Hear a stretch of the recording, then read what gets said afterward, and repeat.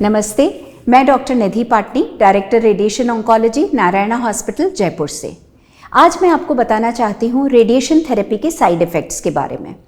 अक्सर हमने देखा है कि जब हमारे पास रोगी आता है, एक तरफ तो वो बीमारी से परेशान होता है, उतना ही बड़ा कंसर्न उसका ये होता है कि जो उपचार मेरा किया जाएगा उसके क्या साइड इफ़ेक्ट्स होंगे। और जी हाँ, ये चिंता वाजिब भी है, क्योंकि साइड इफ़ेक्ट्स हम सब जानते हैं कि कैंसर के पेशेंट्स के जब उपचार होते हैं तो साइड इफ़ेक्ट्स की वजह से पेशेंट काफ़ी हद तक कमज़ोर हो जाते हैं, उनकी डे टू डे जो दिनचर्या है वो गड़बड़ा जाती है और काफ़ी सपोर्ट सिस्टम उनको लगता है।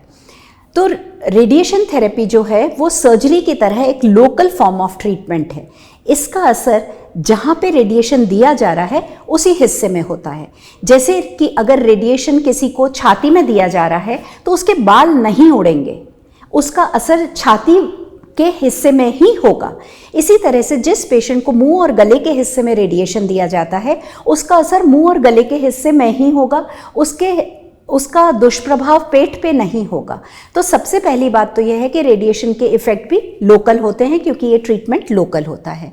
अब अगर हम बात करें सबसे कॉमन कैंसर जो मुंह और गले के हैं हिंदुस्तान में, उसकी हम बात करें तो मुंह और गले के कैंसर के रेडिएशन के दौरान पेशेंट को जो सबसे ज़्यादा चीज़ परेशान करती है वो है मुंह और गले में छालों का होना।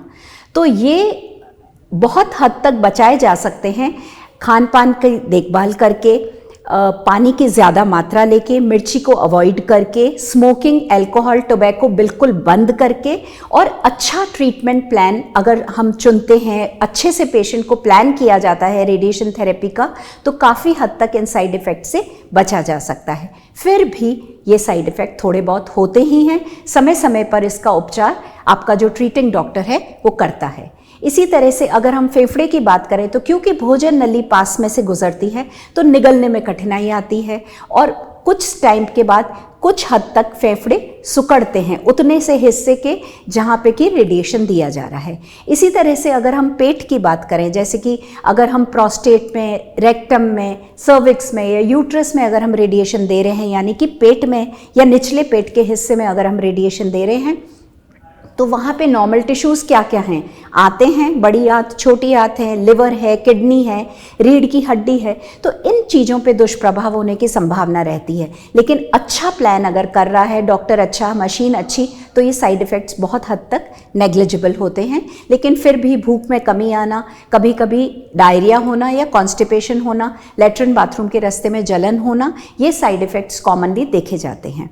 अब अगर मैं डिलेड साइड इफ़ेक्ट्स की बात करूं तो मुंह और गले के हिस्से में क्योंकि यहाँ पे थायराइड की ग्रंथि होती है तो उस पे दुष्प्रभाव आने से थायराइड के सिक्रीशन की कमी आ सकती है बाद में पेशेंट को। तो जो एक थायराइड की गोली होती है वो पेशेंट को बाद में लेनी पड़ सकती है अगर डॉक्टर सलाह दे तो। इसी तरह से यहाँ दोनों तरफ लार ग्रंथियाँ होती है, तो कई बार हम मुंह और गले के ट्रीटमेंट के दौरान उन लार ग्रंथियों को चाहते हुए भी बचा नहीं पाते हैं। उस हालत में मुंह में सूखापन बाद में रहता है, जिसके लिए कुछ दवाइयाँ आती है, कुछ हद तक वो उस प्रॉब्लम को सॉल्व कर देती हैं। लेकिन हाँ, एक अच्छा ट्रीटमेंट, अच्छी सलाह डॉक्टरी और पेशेंट का सब कुछ डॉक्टर की सलाह को मानते हुए करना इन साइड इफ़ेक्ट से आपको बचा सकता है। नमस्ते।